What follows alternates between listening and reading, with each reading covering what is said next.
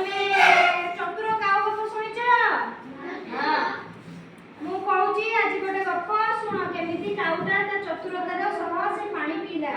ଖରାଦିନ ଥାଏ ଏଇ କହୁଛି ଶୁଣ, ଖରାଦିନ ଥାଏ ବହୁତ ଗରମ। ଖରାଦିନେ ତ ପାଣି ଶୋଷ ଲାଗିବ ଆମମାନଙ୍କୁ, ତ କଣ କରିବା? ସେ କାଉକୁ ବି ଶୋଷ ଲାଗୁଛି, ସିଏ ଉଡ଼ି ଉଡ଼ି ଯାଉଥାଏ ତାର।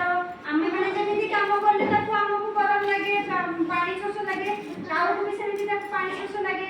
ସିଏ ତାର ଉଡ଼ି ଉଡ଼ି ଯାଉଥାଏ, ତାକୁ ବହୁତ ଜୋରରେ ପାଣି ଶୋଷ ହେଲା କାଉକୁ। ସେ ପାଣି ପିଇବ କେମିତି, କୋଉଠୁ ଆଣିବ? ଆକାଶରେ ତାର ଉଡୁଛି, ଆକାଶରୁ ପାଣି ଆଣିବ କୋଉଠି? ସିଏ ତାପରେ ଗୋଟେ ଖୋଜି ଖୋଜି ପାଣି ତାକୁ ମିଳିଲା ନାହିଁ। ଗୋଟେ ପାଖରେ ଦେଖିଲା ଗୋଟେ ମାଠିଆ ରଖା ହେଇଛି। ଏଇ ଶୁଣ, ପାଖରେ ଗୋଟେ ମାଠିଆ ରଖା ହେଇଛି, ବୁଝିପାରିଲ? ପାଖରେ ମାଠିଆ ଦେଖିକି କାଉ ଖୁସି ହେଇଗଲା। ମାଠିଆ ଭିତରେ ପାଣି ଥିଲା, କାଉ ଖୁସି ହେଇଗଲା, ଯାହା ହଉ ମତେ ପାଣି ମିଳିଗଲା। ପାଣି ତାକୁ କୋଉଠି ମିଳେ? ଖରାଦିନ ତାକୁ ପାଣି ମିଳିଲା ମାନେ ସେ ବହୁତ ଖୁସି ହେଇଗଲା। ପାଣି ମିଳିବ, ସେ କଣ କରିବ? ପାଣିକୁ ପିଇବା ପାଇଁ ଗଲା ସେ ମାଠିଆ ପର୍ଯ୍ୟନ୍ତ। ମାଠିଆ ଉପରେ ବସିଲା, ମାଠିଆକୁ କହିଲା ମୁଁ ମାଠିଆ ଭିତରେ ପାଣି ପୁରେଇବି। ତ ପାଣି ପିଇବ ବୋଲି ମୁହଁ ଥଣ୍ଟକୁ ସେ ମାଠିଆ ଭିତରକୁ ଦେଲା, କିନ୍ତୁ ତା ଥଣ୍ଟ ଯେତିକି ବଡ କି ଛୋଟ ଯୋଗୁ ସେ ପାଣି ବହୁତ ତଳେ ଥିଲା। ମାଠିଆ ଯେତିକି ଥିଲା ତା ତଳେ ପୁରା ପାଣି। ତ ସେ ଥଣ୍ଟ ପୁରେଇଲା ମାନେ ତା ଥଣ୍ଟ ମାଠିଆ ପାଣି ପର୍ଯ୍ୟନ୍ତ ପହଞ୍ଚିଲାନି। ତ ସେ କରିବ କଣ? ମାଠିଆ ପାଣି ଥାଇକି ବି ସେ ପିଇ ପାରୁନାହିଁ। ସେ କାଉ କରିବ କଣ? ପାଣି ଥାଇକି ସାମ୍ନାରେ ସେ ପିଇ ପାରୁନାହିଁ। ସେ କଣ କରିଲା ନା ତାର ଚତୁରତା ଦେଖେଇଲା। ସେ କହିଲା ମୁଁ କେମିତି କଣ କଲେ ମୁଁ ସେ ପାଣି ପର୍ଯ୍ୟନ୍ତ ପହଞ୍ଚି ପାରିବି ଆଉ ପାଣିକୁ ମୁଁ ପିଇ ପାରିବି। ପାଣି ତାକୁ ବହୁତ ଜୋରରେ ଶୋଷ ହେଲାଣି, ତ ତା ଥଣ୍ଟ ତ ପାଣି ପର୍ଯ୍ୟନ୍ତ ପହଞ୍ଚିନି, ସେ ପିଇବ କେମିତି? ସିଏ କଣ କଲା? ଚତୁରତା ସହ ଦେଖେଇକି ତାର କଣ କଲା? ସେ ଯାଇକି ଛୋଟ ଛୋଟ ଗୁଡ଼ି ଯେତିକି ପାଇଲା, ସେ ତାର ଚତୁରତା ଦେଖେଇଲା, ଗୁଡ଼ି ଛୋଟ ଛୋଟ ଆଣିଲା।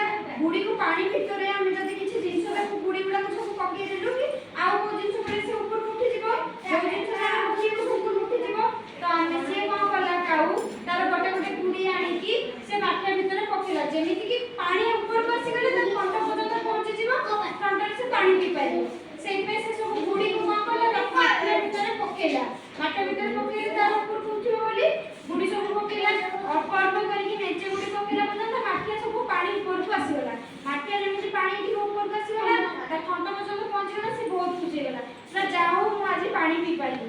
ସେ ଥଣ୍ଟ ପର୍ଯ୍ୟନ୍ତ ଯେମିତି ପହଞ୍ଚିଲା, ସେ ପାଣି ତାକୁ ଥଣ୍ଟରେ ତାର ପାଇଲା, ଥଣ୍ଟରେ ପାଣି ପିଇଲା। ଆଉ ଚତୁରତା ସହ ସେ ଯଦି କାଉ ଯଦି ଏବେ ଚତୁର ଦେଖେଇକି ତାର ବୁଦ୍ଧି ଖର୍ଚ୍ଚ କରିକି ଯଦି ସେ ଏଇଟା କରିପାରୁଛି, ତମେ ମାନେ ବି ସେମିତି ବୁଦ୍ଧି ଖର୍ଚ୍ଚ କରିବ। ଯୋଉ ଜିନିଷରେ ଯେମିତି ବୁଦ୍ଧି ଖର୍ଚ୍ଚ କରିବ, ସବୁବେଳେ ବୁଦ୍ଧି ଭାବରେ କାମ କରିବ ସବୁ ଜିନିଷରେ। କାଉ ଯେମିତି ଗୋଟେ ବୁଦ୍ଧି ଖର୍ଚ୍ଚ କରିବ, ତମେ ମାନେ ତ ସବୁ ପିଲାମାନେ, ସେ କାଉ ଯଦି ବୁଦ୍ଧି ଖର୍ଚ୍ଚ କରିପାରୁଛି, ତମେ ମାନେ କଣ ପାଇଁ ବୁଦ୍ଧି ଖର୍ଚ୍ଚ କରିପାରିବନି? ସେ ଚତୁରତା ସହ ତାର ବୁଦ୍ଧି ଖର୍ଚ୍ଚ କରିକି ସେ ପାଣି ପିଇ ପାରିଲା। ତମେ ମାନେ ବି ସେଇଭଳିଆ ବୁଦ୍ଧି ଖର୍ଚ୍ଚ କରିବ। କାଉ ଗପଟା ତମେ ଶୁଣିଥିଲ ଆଗରୁ?